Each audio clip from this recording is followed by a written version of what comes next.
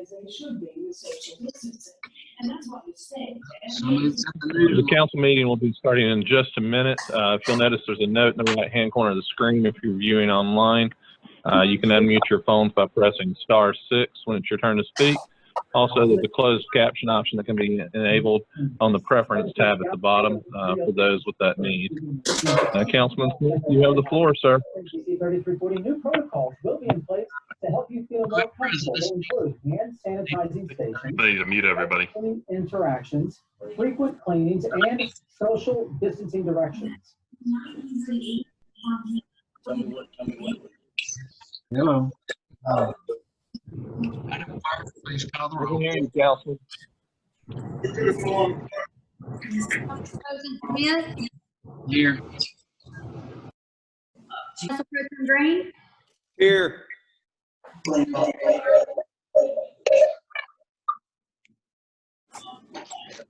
Councilmember Lyda,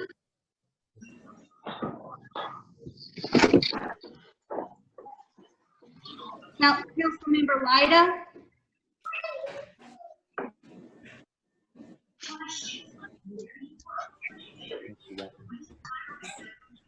Councilmember Lyda. I can see him on there, but I don't think he's hearing me. He just dropped off. I think his audio disconnected. Okay. Councilmember Middlebrooks, Here. Councilmember Murphy, Councilmember Posey, Well, as of right now. Here. Councilmember Shaw, Here.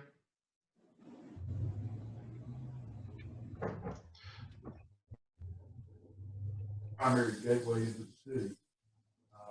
It really needs to be. Mr. President, if we could have them mute everybody except the council members, or what, I'm just hearing a lot of stuff. Yeah. I hear it too. Feedback. I will mute everybody, and then I will unmute you, gentlemen. Give me 1 second. I'm on now. Hey, Moose needs to know there's a number published out there that doesn't work. So if somebody else is using it, they're not able to join. Thank you for making me aware, sir.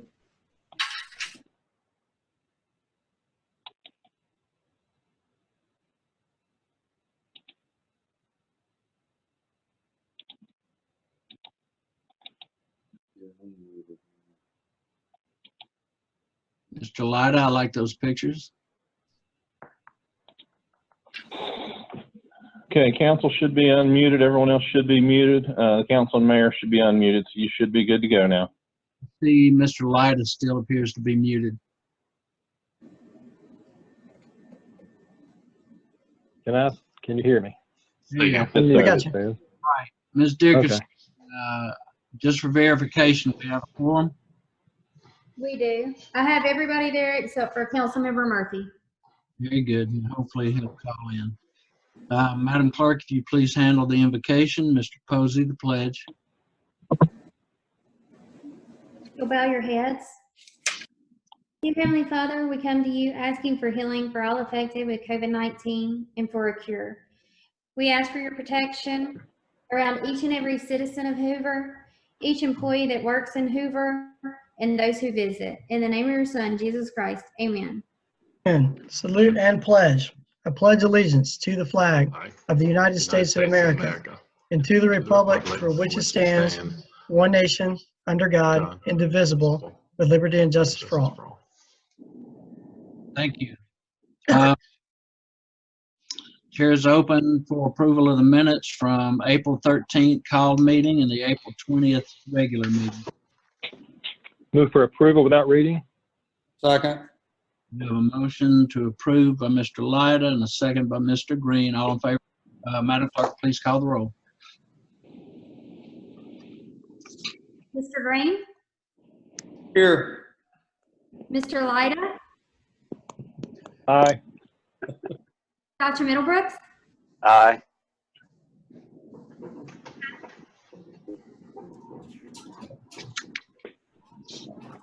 Mr. Murphy, Aye.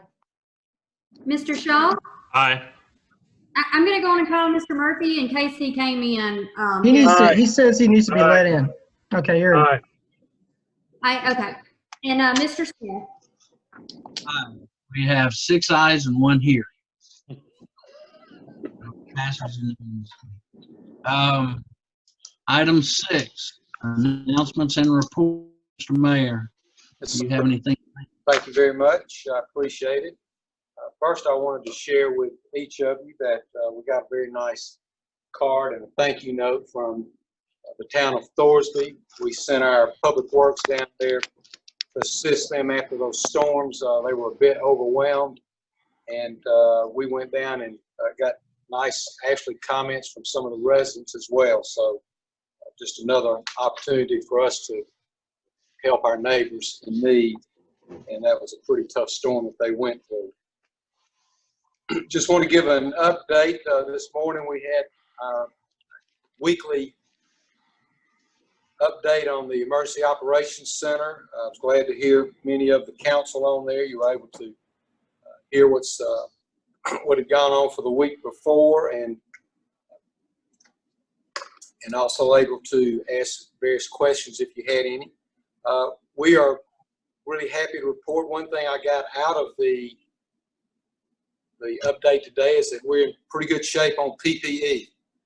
You know, that's been a source of difficulty for many agencies, so we're in good shape there, and I'm appreciating that. We also are working on transitioning our employees back to City Hall and to other buildings throughout the city.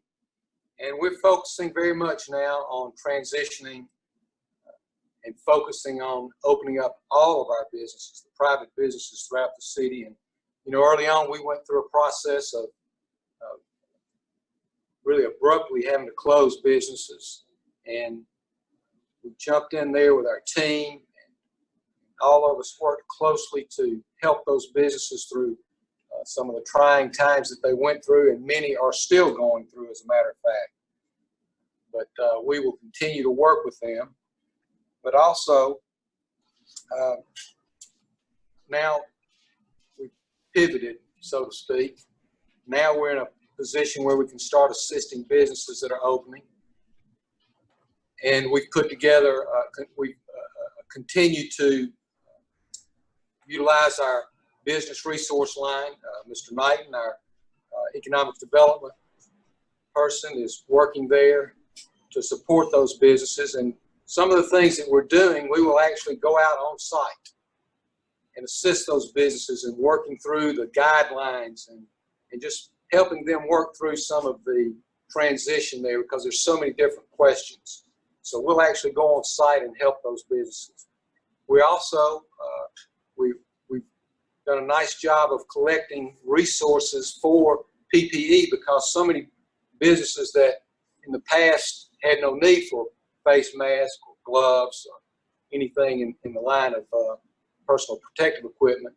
Well, we generated a list for those businesses and that they can call to acquire that, and that's so important. And, you know, one thing that we noticed as we called businesses, which was very important, reaching out to our businesses, but one sector out there that was really struggling, and still is, are our daycares.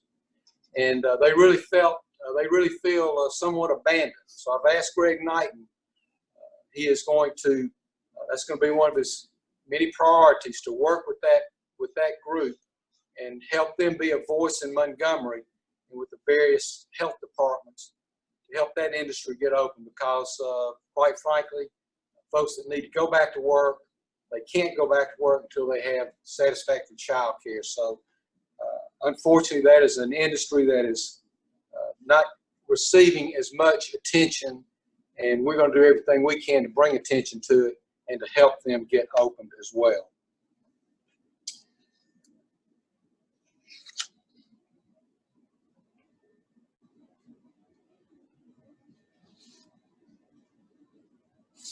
That is really all that I wanted to go over with each of you. We do want to give you a financial report, so if you don't have any particular questions for me, I'll call Mr. Rice up to do that. Any questions? Okay. All right. Thank you, Mr. Rice.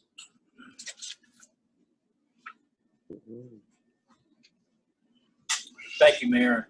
Mr. President, members of council, you have recently received the most updated COVID-19 financial plan for the city. We had a few department meetings this afternoon, so we were a little late getting this out to you because we wanted to incorporate those numbers as well so they will be up to date and up to the minute. But it's very good news. I'll direct your attention to it. I think you have it in your email, and it's also on the screen in front of you. Pardon me, the top portion has not changed. That's some of the foundational information that we're operating with. If you look down to the control measures section, any changes you'll see highlighted in green. Travel remains the same, and we're still using the same critical purchasing process that we implemented a couple of weeks ago. On item C under operating, you'll recall that we had a goal of cuts from our FY20 existing fiscal year operating accounts of $1.4 million. I really want to take a minute and thank and express my appreciation, and I know the mayor appreciates all of our department heads and all of the people on their respective staffs, because we currently are at $1,949,193, which is actually 139% of our original goal in this category.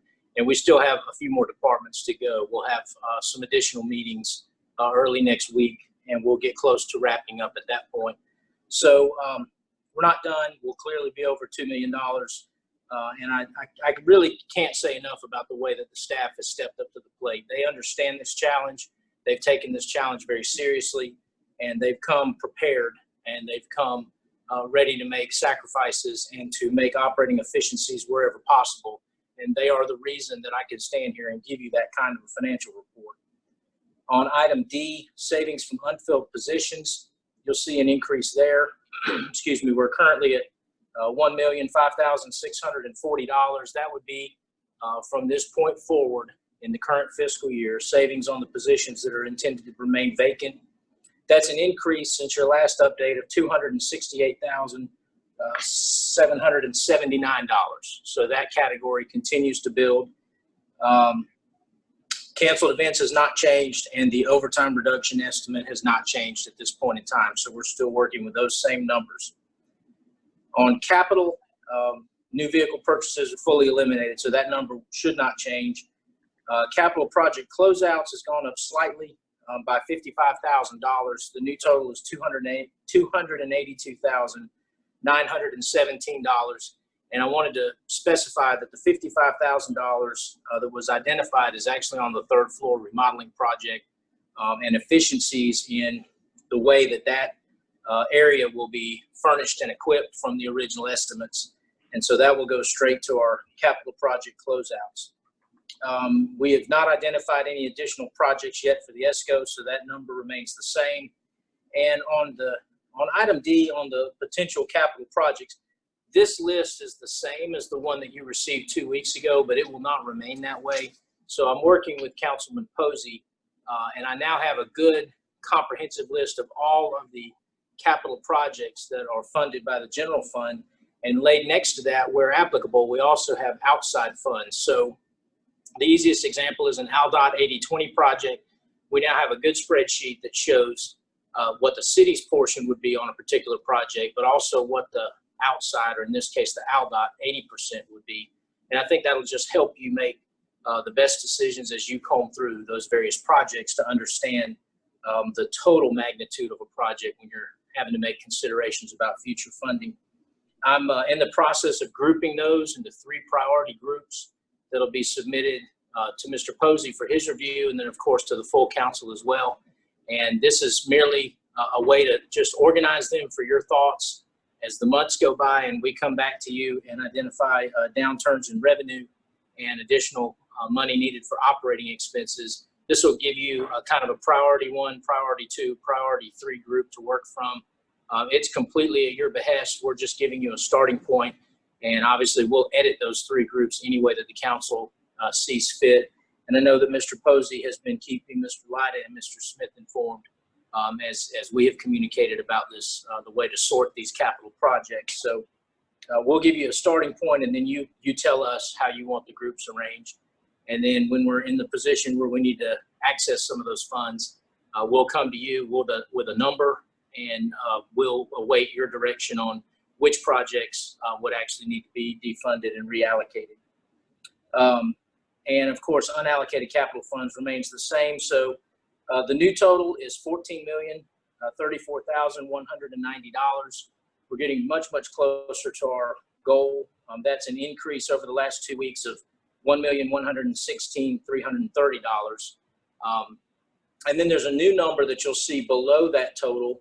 And I wanted to bring that to your attention. While we were in the process of making these operating cuts, we're dealing with a number of different funds. And of course, everything that you see in the table that flows into that $14 million number, our general fund, is general fund money.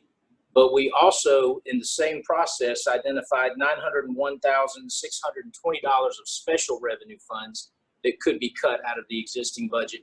It's segregated out because it doesn't help us with the pending operating deficit, but it does conserve and preserve special revenue funds in things like the sewer fund, just numerous different special funds that we have, paving money, things that we get from the state, municipal improvement fund. So while we can't move that money to the general fund to plug the hole, it does keep those funds intact and keep those fund balances as high as possible, because we do anticipate that some of the funding streams for those special revenue accounts will also become endangered as the next few months go by. So doesn't directly address the deficit, but it does keep those pockets a little bit more full so that as we go into the next fiscal year, we have more money to work with as you prioritize expenditures. And with that, I would answer any questions that you might have. Anyone have any questions for Mr. Rice? I've got a couple, but I'm going to let the body go first. Well, hearing none. Mr. Rice, I'm seeing that from your list, the deficit recovery is being funded 3-to-1 out of capital projects. My biggest concern there is that, and I know we're going to have to go into capital. I understand that. But I have a big concern funding using single-time money for reoccurring costs.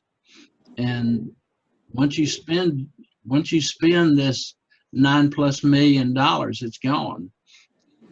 And the reoccurring expenses are going to continue.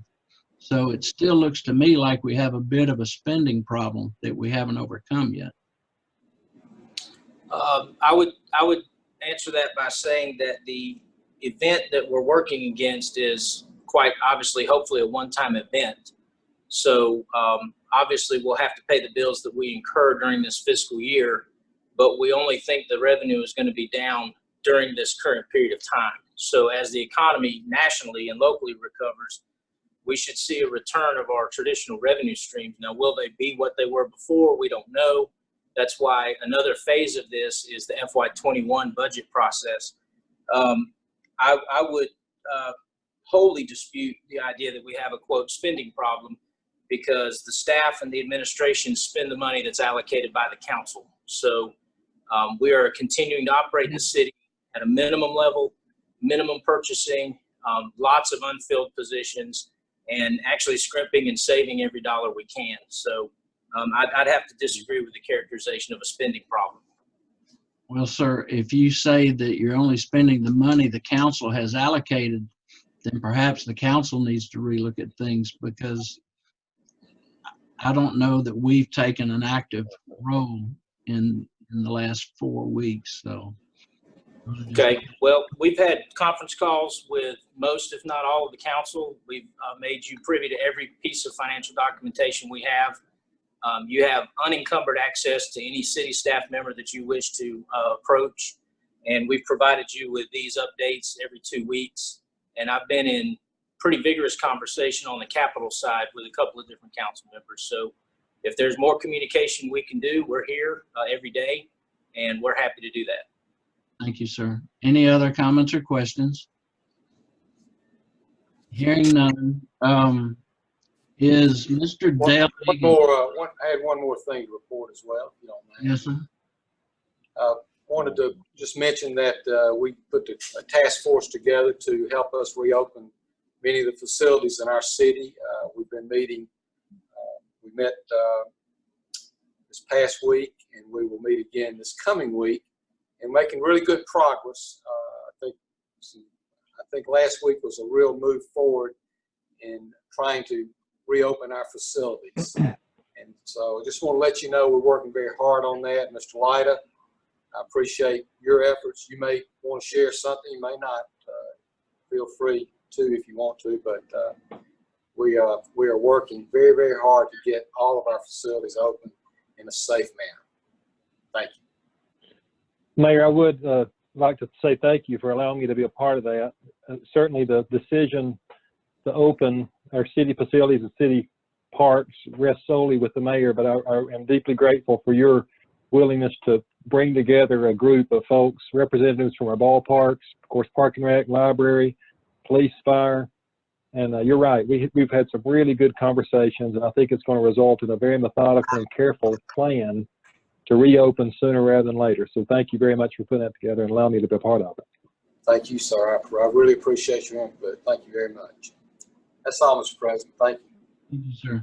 Is Mr. Dale Agan on the online or on call? Yes, I'm on both. Okay, go ahead. I would like to introduce Mr. Agan to the body and the administration at this time. He is CEO and partner of Golden Point Solutions. He is a Hoover resident, and his company, Golden Point Solutions, is here in the city as well. His company provides, one of the things they do is they provide testing for COVID, whether or not people have COVID-19, and he's within 30 days of FDA approval of an antibody test. All of this would take place here in Hoover. I spoke at the last council meeting about asking whether or not the body wanted to move forward trying to test the residents of Hoover that cared to be tested. And I've since been in touch with Mr. Agan and others that would like to participate. And Mr. Agan, do you want to explain what your company does quick and maybe avail yourself Sure. to the council? Sure, absolutely. Thank you. Thank you for the opportunity to come and speak with you this evening. So as Councilman Smith indicated, I'm the CEO of Golden Point Solutions. We recently, at the first of the year, decided to open a high complexity medical lab in the city of Hoover. We're located just off Lorna Road. And then about the time that we staffed up and facilitated the business, COVID-19 came about. So what we did was we pushed all our regular business off to the side and began aggressive development of a laboratory developed test for COVID-19.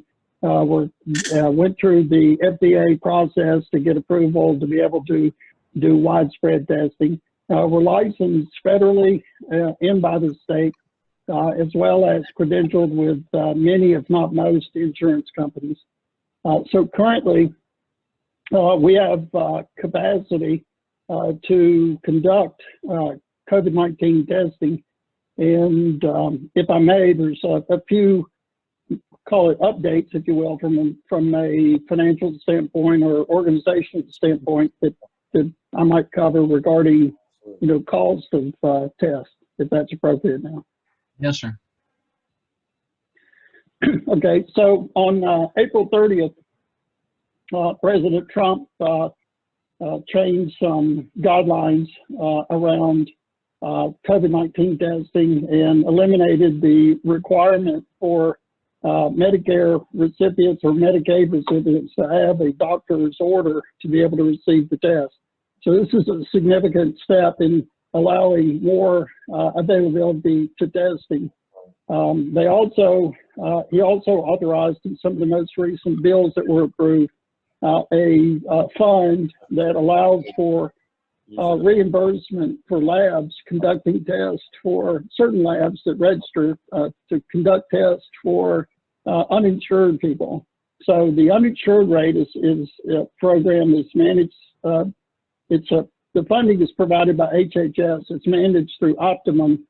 And the bottom line is that if you follow the appropriate protocols, then uninsured people can get reimbursed through this program, the same as Medicaid or Medicare.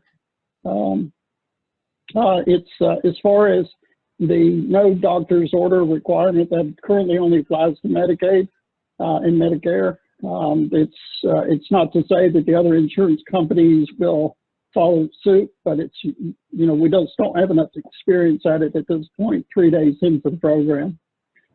So one of the things that we were considering was that my company would work with the city. We're working also with the Unified Command over in Jefferson County, which, by the way, has also expressed some interest in working with the city of Hoover in a unified effort, if that's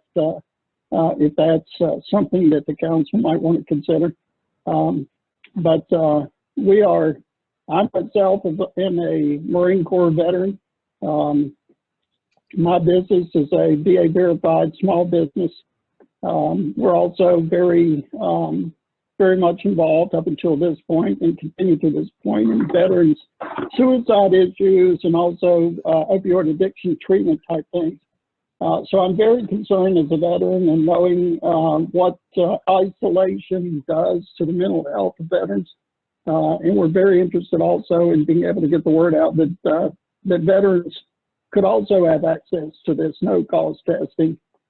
Currently, only about 30% of veterans who are eligible for VA medical care actually receive their medical care. So that there's a full 70% out there that really, I believe, needs a message that says you can gain care here. Well, Mr. Agan, if you would verify for me that the only possible expenses to the city would be in assisting in determining a testing site and some person or persons for residence verification?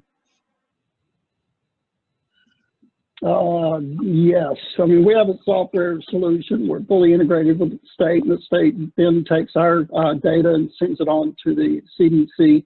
But as far as expenses to the city, it would really be, we provide the software, we provide the collection devices, we provide the testing. There's a couple of things that are really also will mitigate the utilization of PPE, and that is the federal government has approved and Jefferson County has accepted the practice of self-collection for patients.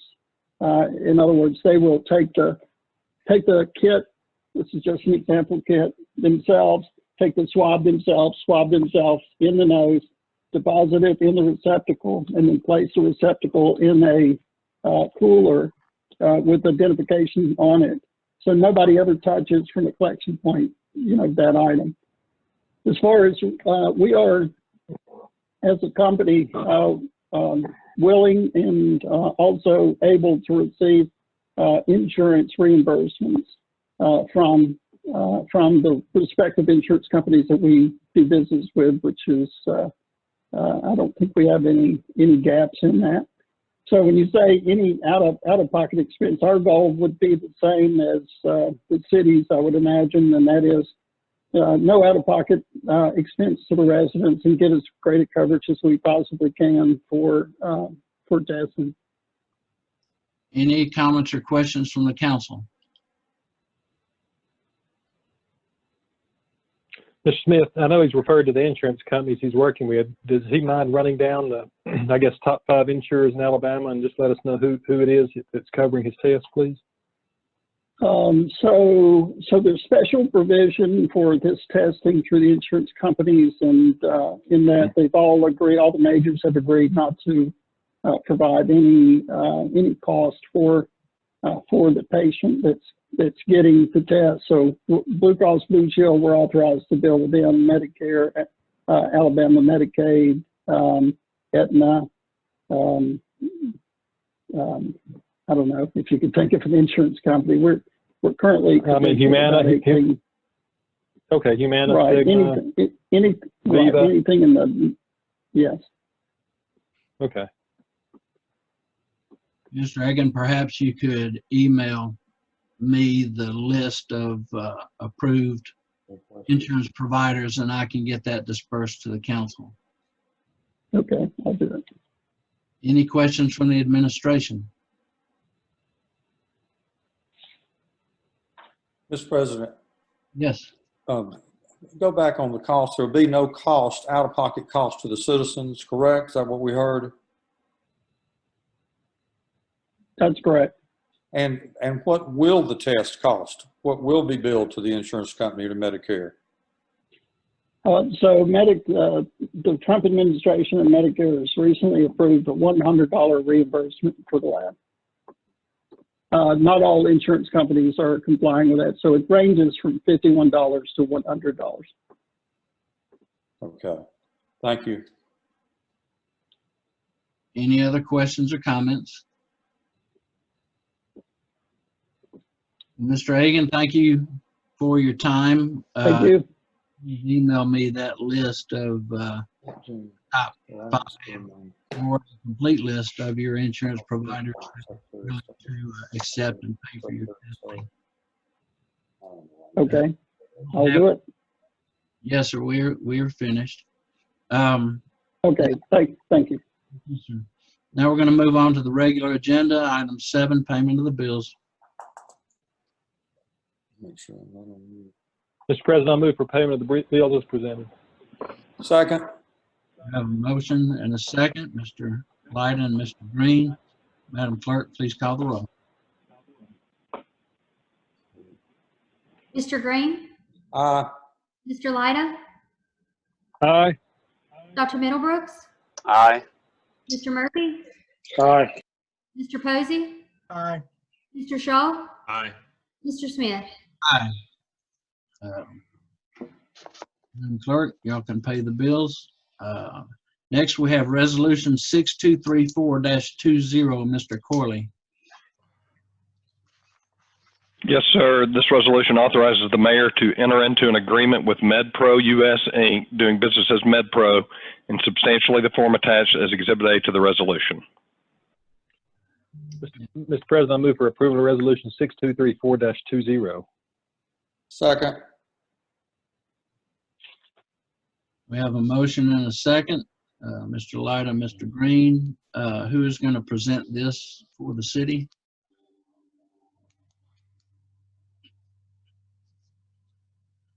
Since we've gone, getting a That list. gets you off mute. Yes, is Chief Etheridge on the line for the fire department? He's online. I've unmuted him. Chief Etheridge, can you speak?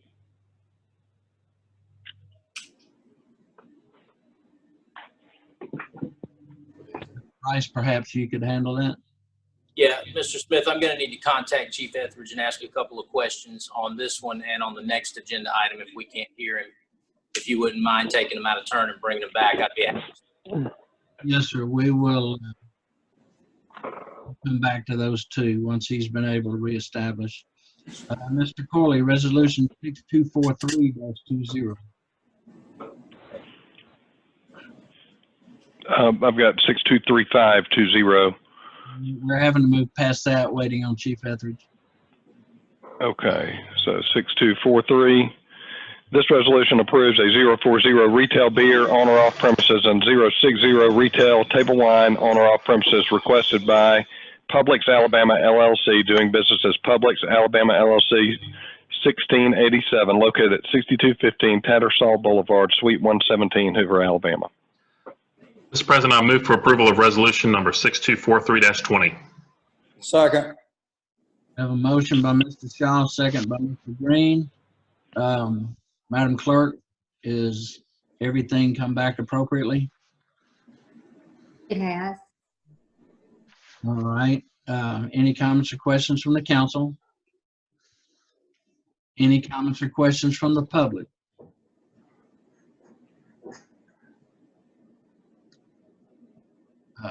Mr. Coate, are you opening up just in case? It is open, and then there's also a note on the screen for those people on phone. they need to unmute at *6, but yes, they can unmute themselves.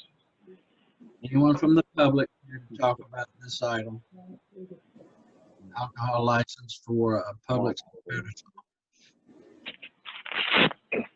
Hearing none. Madam Clerk. Mr. President, there was a chat question there asking, is this the Publix off of Morgan Road? No, the Publix are in Tennessee.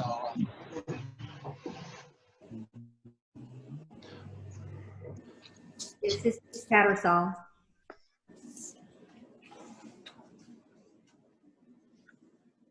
The Tattersall's over in Greystone. Any other questions?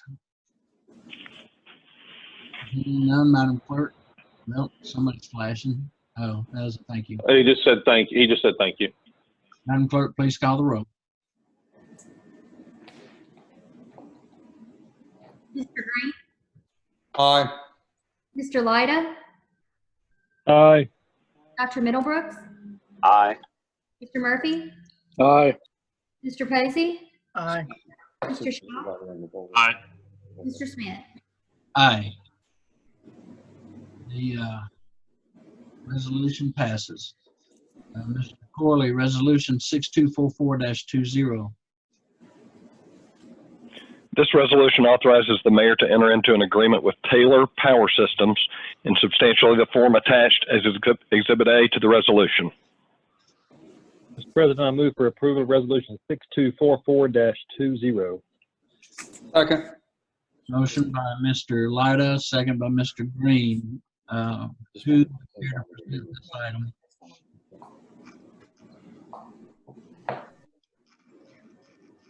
Mr. Rice.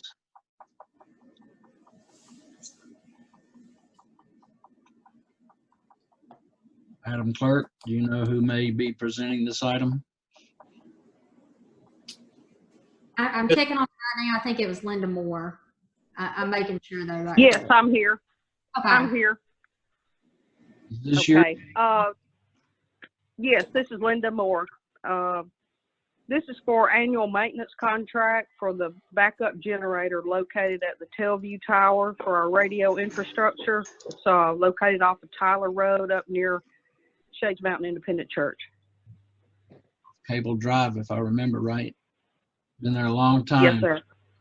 Yes, sir. It's backup for our radio infrastructure. Yes, sir. Annual maintenance. Very good. Any comments or questions from Ms. Moore? Any from the public? Any questions from the public?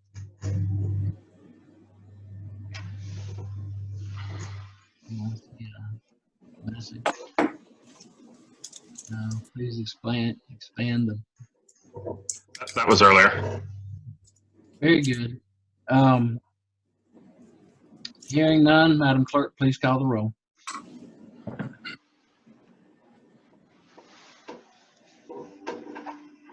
Mr. Green? Aye. Mr. Lyda? Aye. Dr. Middlebrooks? Aye. Mr. Murphy? Aye. Mr. Posey? Aye. Mr. Shaw? Aye. Mr. Smith? Aye. The resolution passes. Corley, resolution 6245-20. This resolution authorizes the mayor to enter into an agreement with Applied Digital Solutions in substantially the form attached as Exhibit A to the resolution. Mr. President, I move for approval of resolution 6245-20. Second. Motion by Mr. Lyda, second by Mr. Green. Wishes to speak to this item. This is Linda. Again? Yes, council, this is for annual maintenance contracts on our 2 audio logging recorders that record our phone and radio system. And one is located in our primary 911 center and the other at the backup center at City Hall. Very good. Any comments or questions from the council? Mr. Cope, if you'd open up to the public. Any comments or questions from the public?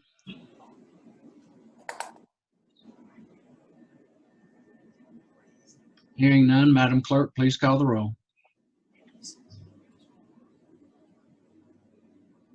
Mr. Green, Aye. Mr. Lyda, Aye. Dr. Middlebrooks, Aye. Mr. Murphy, Aye. Mr. Posey, Aye. Mr. Shaw, Aye. Mr. Smith. Aye. Resolution passes. Mr. Corley, Resolution 6246-20. This resolution authorizes the mayor to enter into an agreement with the Shelby County Commission for City of Hoover 2020 aerial photography and topographic mapping in substantially the form attached as Exhibit A to the resolution.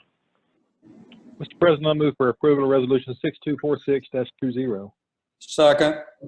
Motion by Mr. Lyda, second by Mr. Green. Who cares to present?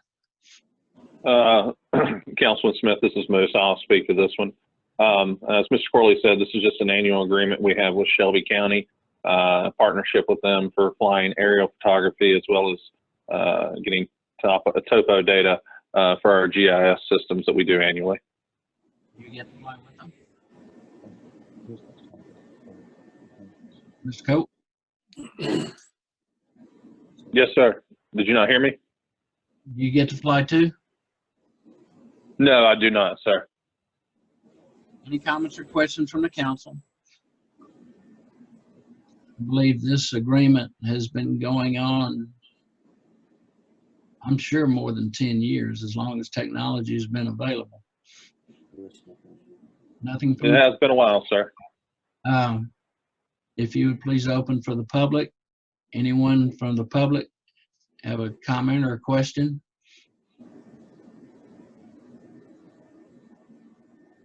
Hearing none, Madam Clerk, please call the roll. Mr. Green, Aye.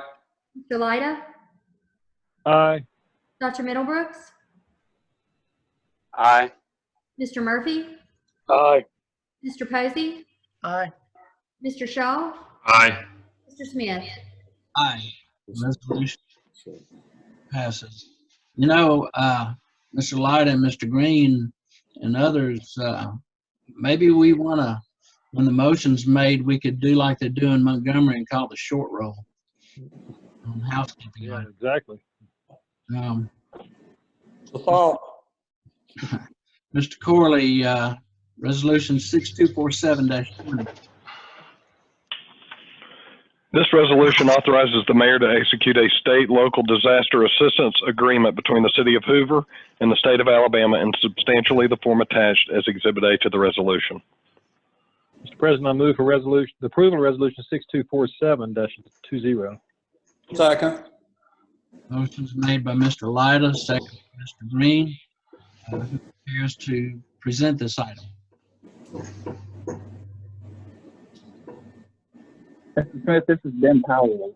This resolution and agreement is the first step in the city's application for reimbursement of certain expenses from FEMA under the for the COVID-19 related crisis, and this agreement will again launch our efforts to get reimbursed for certain expenses. I believe following the agreement itself, you see a document from FEMA that explains some of the expenses that are reimbursable, which we have reviewed, and we will find that the city will be reimbursed for certain expenses, but it's not going to amount to a large amount of money. But we are certainly going to pursue every dollar we can. Thank you, sir. Any comments or questions from the council? Yes, sir, Mr. Smith. Ben, do we have a running total as of now? Right now, the documents that we have gathered indicate in the neighborhood of $60,000 of reimbursable expenses. And what this agreement tells us is that we would get reimbursed for 75% of that amount. But the expenses have to be submitted for approval for reimbursement, and there could be hiccups along the way, but right now we're looking at approximately $60,000 with a little bit more added to that as over the next couple of weeks, probably. Thank you. Any other comments? Yes, Mr. Powell. Do you have an idea of if this is approved, how long it will take, a time frame? I had not heard a time frame, but FEMA has established a quick application program for this particular incident. And normally a FEMA disaster reimbursement situation will take many months and even up to a couple of years. In this particular case, I anticipate it's going to be a matter of a few weeks. Thank you. Anything else from the council? Hope if you'd open it up for the public. Any comments or questions from the public?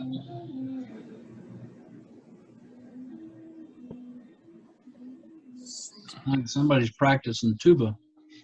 Oh no, can you hear that? I think that's my son right below me playing French horn. So He's good at it. No questions or comments from the public. Madam Clerk, please call the roll. Mr. Green? Aye. Mr. Leda? Aye. Dr. Middlebrooks? Aye. Mr. Murphy? Aye. Mr. Posey? Aye. Mr. Shaw? aye. Mr. Smith? Aye. The resolution passes.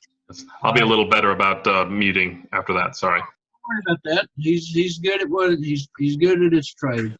Has Chief Etheridge been able to join us yet? Mr. Smith, he's having some technical issues, but I was able to talk to him by phone, and I can address these two agenda items for you. All right, then let's recall Resolution 6234-20. Mr. Corley, we had a motion and a second. Do those still stand? We need a new motion and second since we passed those. All right. Mr. President, I'll move for approval of Resolution 6234-20. Second. Motion by Mr. Green, a motion by Mr. Lyda, a second by Mr. Green. Rice? Yes, sir. This item is a 4-year maintenance agreement on the LifePak cardiac monitors that are carried by the fire department. It's a total of 13 monitors that are in frontline use all across the city. The total of this agreement is $79,560 payable in 4 annual installments throughout the life of the agreement. Any comments or questions from Mr. Rice? Mr. Rice, I have a question not on these units, but all the other AEDs in the city. Who services those every year as they rotate? Those are tracked through the fire department. They have a maintenance spreadsheet. Are you asking which company performs the service? Yes, sir. I'm not positive. I don't know the brand, so I'm not sure who has that maintenance issue, but I can check with Chief Bentley and we'll get you an answer for that.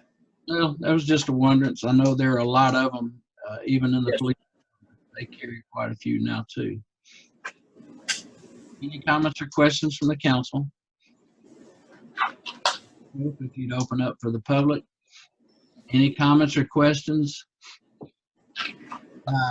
Mr. Parker, there is I'm sorry, you saw the chat message already, Mr. Smith. Go ahead. This does not include the AEDs at the ballparks. Those would come under the maintenance contract of what Mr. Rice and I were just speaking about. Right, Mr. Rice? Yes. All right. Anything else from the public on this item?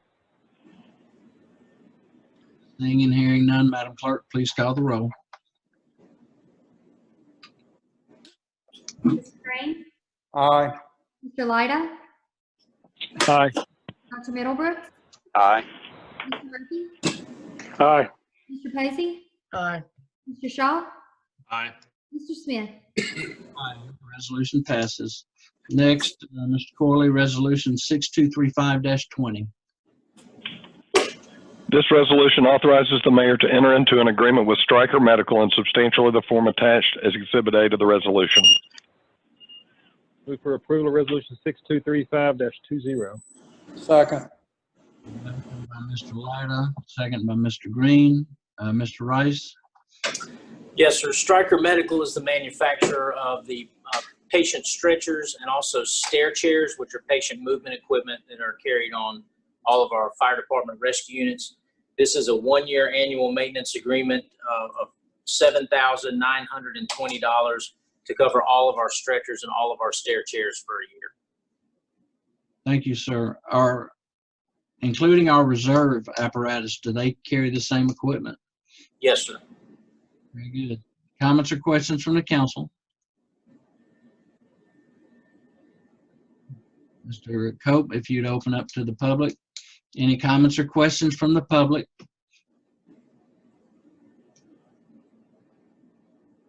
Hearing and seeing none, Madam Clerk, please call the roll.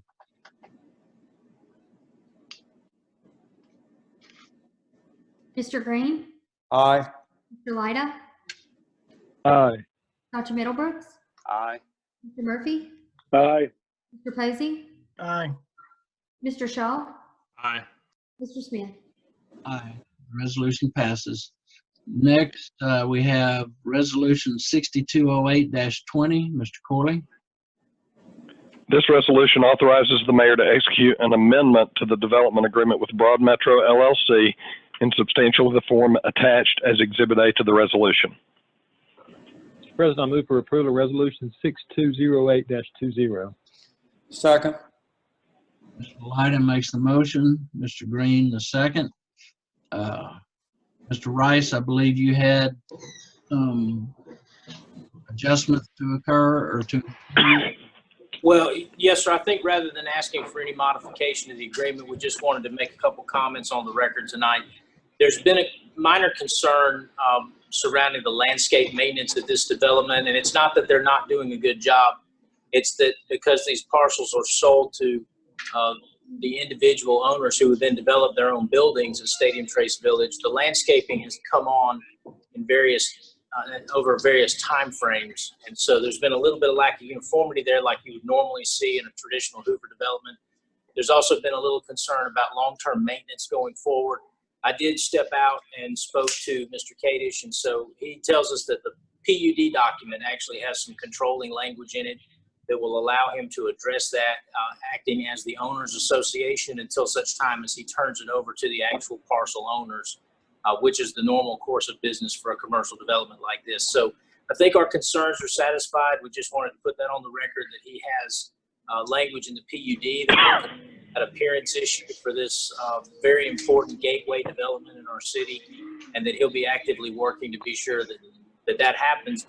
Any individual property owner becomes derelict, he has the ability to step in, perform that maintenance, and then bill them through the owners association. He's assured me that that's what he'll do. So thank you for allowing us to put that on the record. Yes, and in addition, originally this was going to move until June 1st compliance date, and he has agreed to go to August 1st, which hopefully will save the city a few $100. That's right. That'll be to our advantage. Any comments or questions from the council? Yes, sir, Mr. President. What was the original date for this to begin, and what is the standard operating procedure, I guess, for these incentive agreements with past businesses on when they start, I guess? I think I defer to Mr. Corley for the first part of that, and I think I can answer the second part. I need to find the first date. It was earlier this year, I believe, and typically, and I'll get a little bit into the second part and defer to Mr. Rice, but I think typically the developer is trying to have the agreement start when the improvements are completed. But I believe that originally it was set to begin in January of this year or possibly December.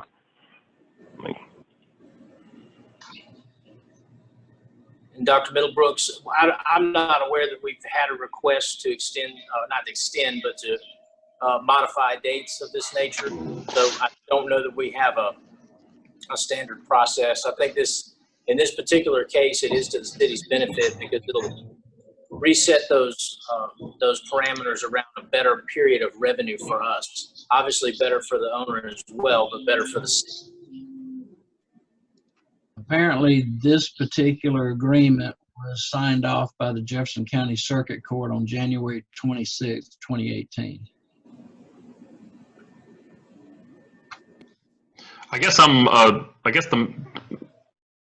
President, the math seems opposite to me. If we're actually executing this later on, that means we're reimbursing from months towards the later of the agreement where we're reimbursing more than we would be if it started in December, or I'm sorry, in January. So I'm not sure this works to our benefit because if we push it back those 4 months, unless I'm missing something, we're extending it 4 months of those reimbursements and more lucrative, which would otherwise be more lucrative months for us versus the spin out months. You're thinking about the last 4 months at the very end of what the new term would be, Mr. Shaw? Yes, Mr. Rice. The first 4 months, which if it was commencing in January, those weren't very active months, and then adding those 4 months on the end, those would be where most of those businesses are not only in play but also established. So, and I was a little hesitant about the first resolution when it was in July, but now we're pushing it back a month even further. So I think this will ultimately result in us reimbursing quite a bit more money. So I can understand why the developer would want to do that. Mr. Corley, does this extend the contract time period for the 10 years? Yes, sir. It makes the commencement date August the 1st. So the period of time where the incentive would be paid would be for 10 years from that date. Mr. President, if I could, Mr. Shaw, I agree with you if we assume full or even majority occupancy, then you would be exactly right. If a bunch of businesses build out and start and stay and flourish, then yes, he'll have 4 months at the end that'll be more lucrative to him. We'll still get our 50%.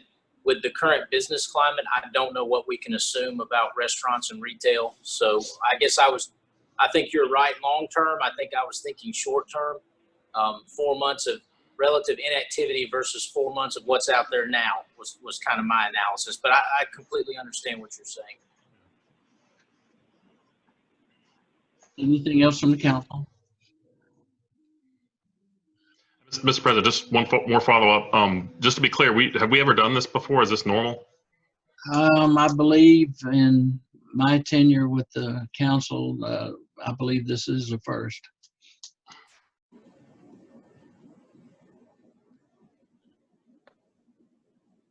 And only time will tell if there are others or if they're permitted.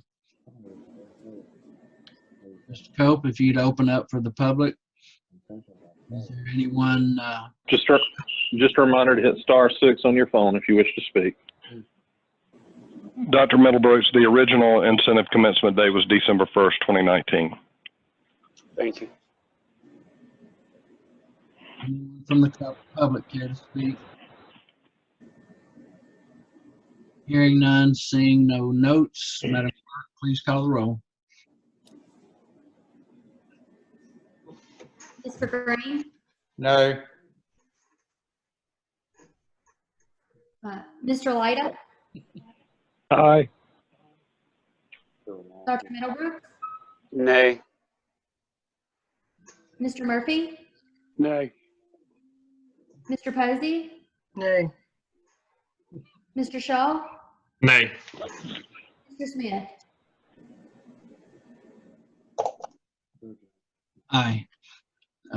But the resolution is not successful and does not pass. Any new business? Yes, sir, Mr. President. If I may, I have two items, one for voting and one for discussion. I'd like to bring to the floor Resolution 6248-20. This is basically well, I'll let Mr. Corley read it first and then explain. This resolution supports the phased opening of the state as set forth in the letter provided by the 10 mayors to Governor Ivey, and that letter is attached as Exhibit A to the resolution. Move for approval of Resolution 6248-20. Second. We have a motion by Dr. Middlebrooks, a second by Mr. Green. What this does is really a vote of concurrence along with the mayor's activities, along with the other 9 largest cities in Alabama, to try to convince the governor to try to work in a little faster atmosphere to try to open up a lot of these smaller venues. Mr. Mayor, anything you'd like to say? No, I appreciate the council moving on this. I think it's very important that the governor and the state health officer hear us loud and clear that we are ready to move much quicker on this. And I think a resolution from this body is very good, and I appreciate it. Any other comments or questions from the council?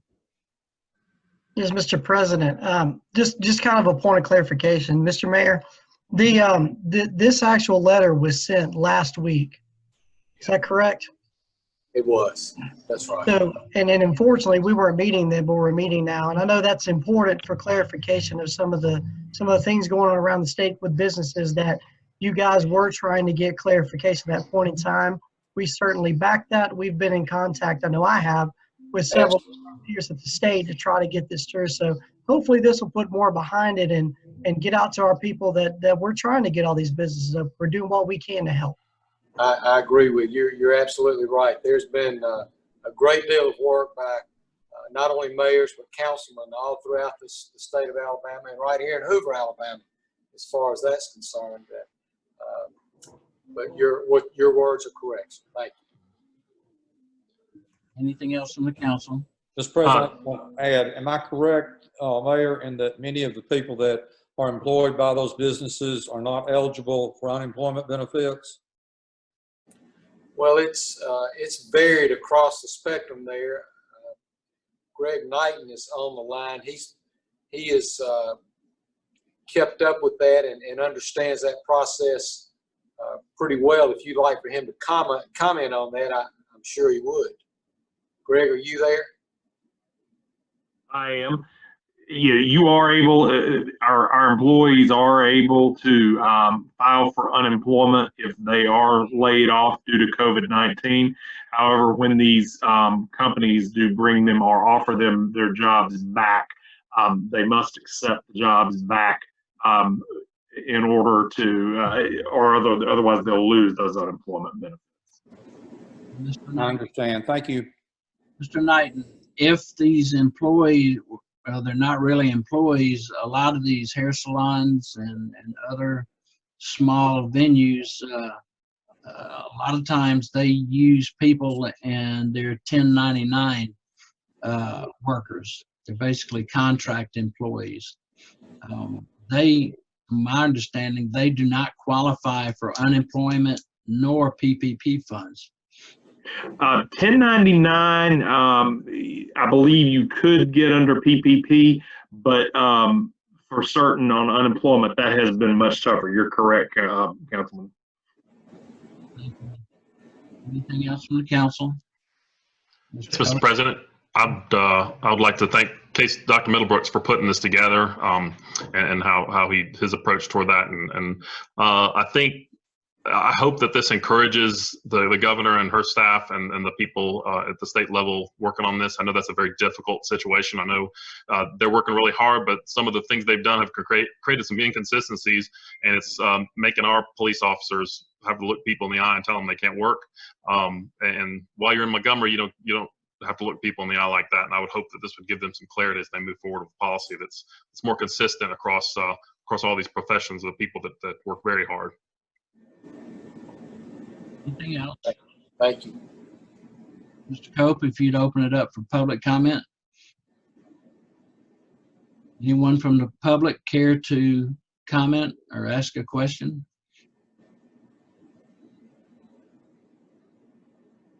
If not, Madam Clerk, please call the roll.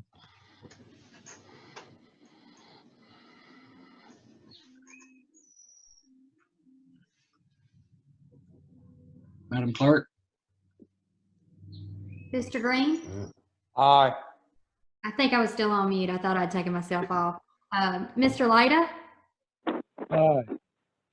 Dr. Middlebrooks? Aye. Mr. Murphy? Aye. Mr. Posey? Aye. Mr. Shaw? Aye. Mr. Smith? Aye. Congratulations, Dr. Middlebrook. The resolution passes unanimously, and hopefully maybe we could get it upon the Speaker and the presiding officer in the Senate, as well as the governor's office and all those who represent any portion of the city of Hoover in the Senate or the House. Thank you, President Smith. Any other new business? One other thing I'd like to Smith, bring forth. I'm sorry, Mr. Cope, go ahead. I was just going to say, someone from the public posted in a chat message to you, and I just wanted to make you aware of that.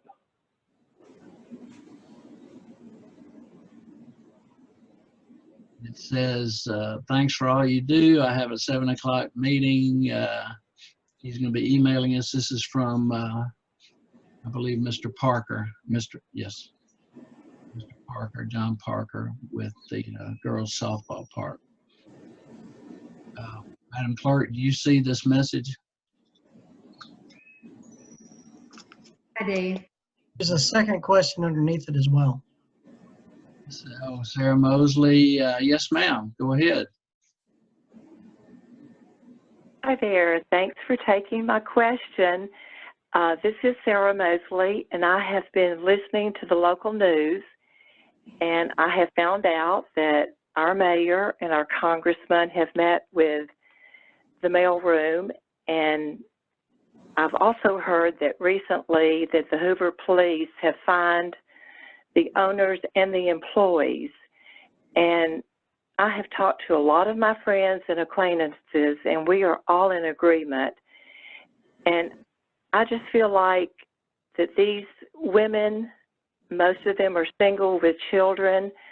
I believe that they have a constitutional right in the freedom to work in a safe environment, following the guidelines of the Public Health Department and our president and our governor. And what can you, as the city council and as the mayor's office, what can you do to lend your support to the mailroom and to the people that want to go back to work that have not received unemployment? And on a side note, I talked to someone today whose nonprofit depends upon a thrift store. And because the employees are making more money getting unemployment, they're not going to work. So it pays them not to work. Here we have people right here in Hoover who have tried to approach things ethically and according to the law, and yet we go in as a city and we penalize them for wanting to work. What is your opinion on this? And I think the last resolution that you voted upon, I think you addressed it at that. So I feel like you understand their position. But what more can we do to support them and to remove the penalties that they are receiving from our city? Ms. Mosley, starting out with the thrift store, if that employer has offered those individuals their jobs back and they turn it down, then that individual should and is supposed to notify the state. And once it is determined that they chose not to go back to work, they're going to lose their unemployment compensation. As for your other questions, I believe that would come under the mayor's purview. Yeah, thank you very much, Ms. Mosley. You know, the city, we've been put in a tough spot, as have our businesses. We've been working with that individual for over 2 weeks. I put him on the phone. We had a three-way conversation with Congressman Palmer. And then as early as Friday morning, I had a three-way conversation with the governor's chief of staff. And I support our police chief. But we really need for our governor and the state health officer and the cosmetology board, it's in their court. They need to get this corrected. We do not need to be put in the middle of this. And we're working. I've been in conversations with the governor's office today. I received very encouraging comments from them. So I think we're very close to getting resolution here. Well, I do appreciate your work, and I know the mailroom does. And I know you, and I know this council, and I know how hard y'all are working. And I know you are in a very delicate situation, I guess you could call it. But my heart just goes out to these people. And yes. And I've also written Governor Ivey, and I've also spoken to a lot of people, but I just applaud you for pressing on and for following up and for pushing this through. I mean, I would feel more comfortable getting a manicure and a pedicure and a haircut than I would shopping at Walmart or Publix or Lowe's or Home Depot. I mean, those are the cleanest places that there are. So I just don't understand it, and I know we all need to go back to work. And I would just appreciate your support for the people that are in these situations, and I know you're doing it. So well, I think what you saw tonight on behalf of our council just essentially added more endorsement for what you're saying. So we're working in that direction. We're going to continue to do. Appreciate you calling. I know you are, and I thank you so much for what you're doing. Thank you. Thank you, Ms. Mosley. Anyone else care to speak to Dr. Miller's resolution from the public? If not, we're going to move into comments. Anyone from the council have any comments or questions? Mr. President, I have one more item to bring up. My apologies for the dog in the background. Right. I almost talked bringing that resolution from the floor, but it's really from the patio, I guess. There you go. As we've moved on to these virtual meetings, a concern came about with some of our accommodations for those that may be hearing impaired, may have difficulty participating in these types of meetings. So I reached out to Mr. Moose and Mr. Alan Rice to figure out a solution for this problem, and I'm going to turn the floor over to Mr. Rice at this time.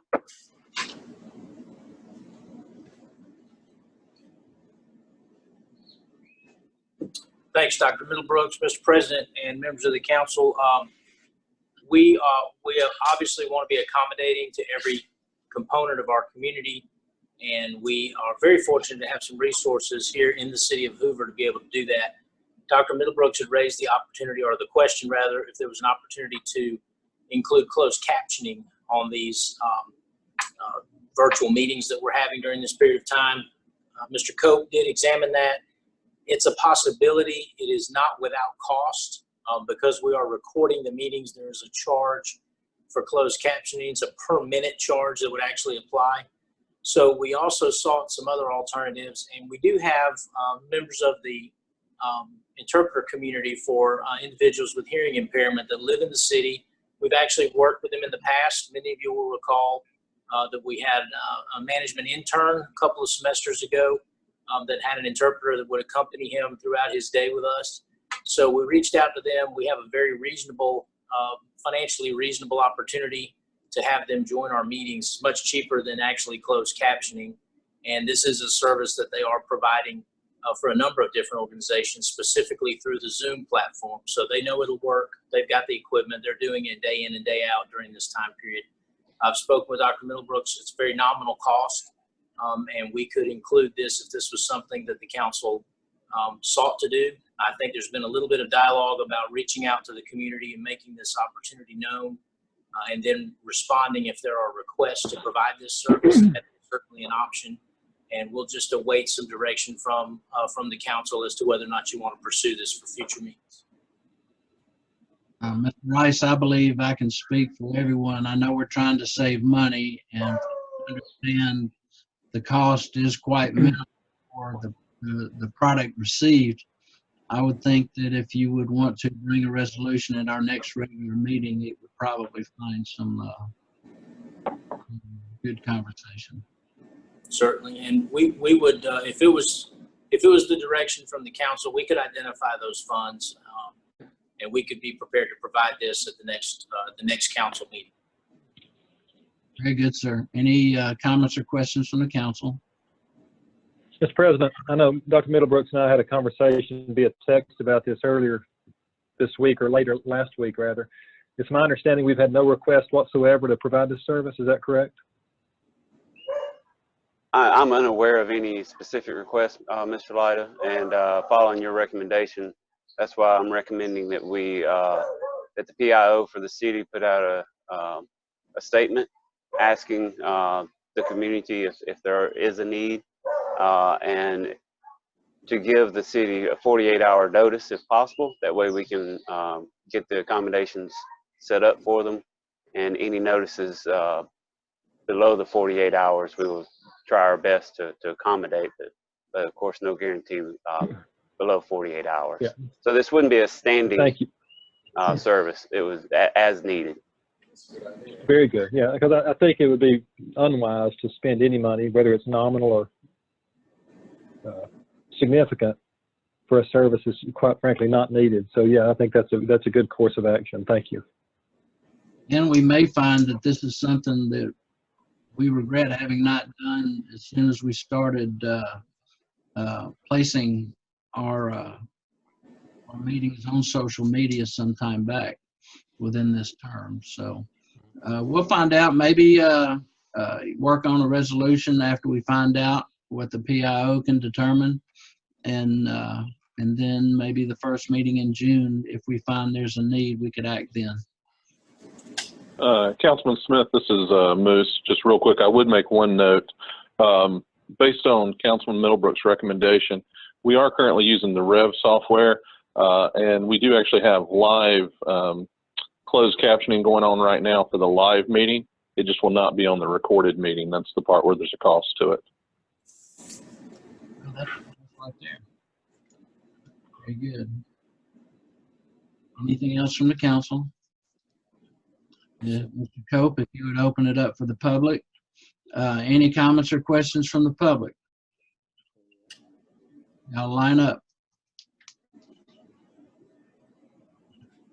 You seeing any movement, Mr. Cope? I'm not seeing anything in the chat box. I'm not hearing anything from anyone, sir. All right. Once again, anything from the council, the administration? If not, she hasn't given me my gavel. We're adjourned. Thank you all.